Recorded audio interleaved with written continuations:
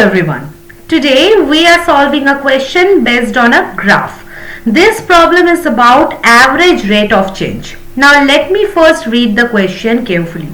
The graph shows the momentum y in Newton seconds of an object x seconds after the object started moving. For 0 less than or equal to x less than or equal to 8. What is the average rate of change in Newton seconds per second in the momentum of the object from x equals to 2 to x equals to 6? Now let us understand what the question is actually asking. We are given a graph of momentum versus time, and we need to find the average rate of change from x is equal to 2 to x is equal to 6. Now average rate of change means change in y divided by change in x. So in formula form, average rate of change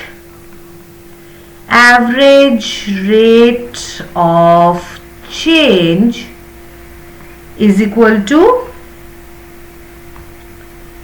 y2 minus y1 by x2 minus x1.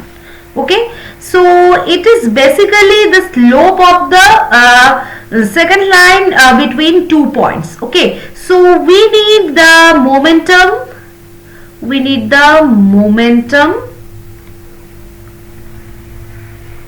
At x is equal to 2 and the momentum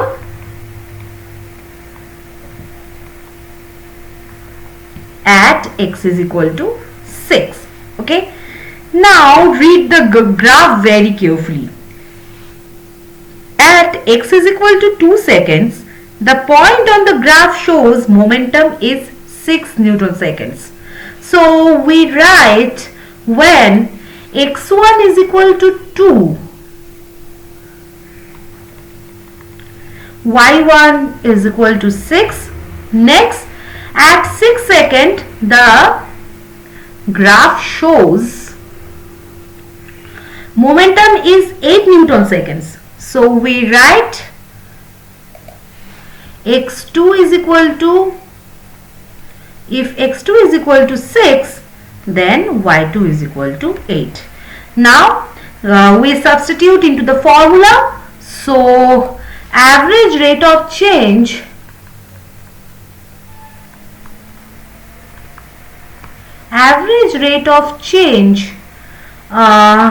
is equal to y2 minus y1 by x2 minus x1.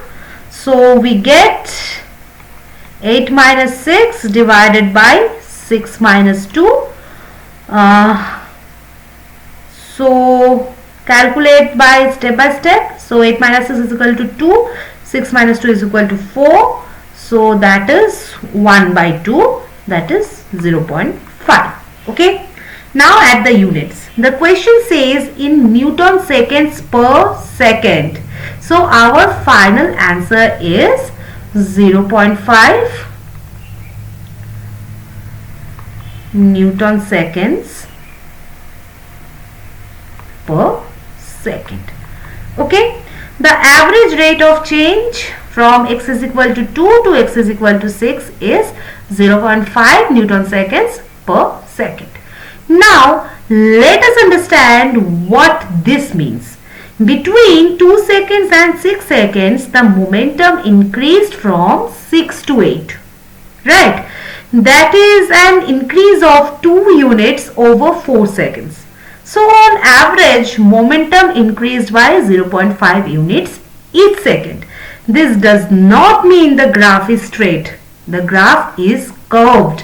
But average rate of change only looks at the start and the end points. So it ignores what happens in between. Now, whenever you see average rate of change from A to B, always and always first find the y value at A, then find the y value at B, then subtract y values, then subtract x values, and last divide.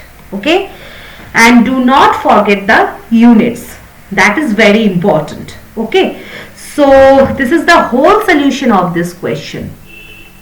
I hope this is clear to you. Very nice question, very logical question. Okay, so see you in the next session with a new question. So it will be very interesting, so don't miss. See you in the next session. Till then, keep learning, keep growing with only Dr. Sourav's classes. So bye bye and take care.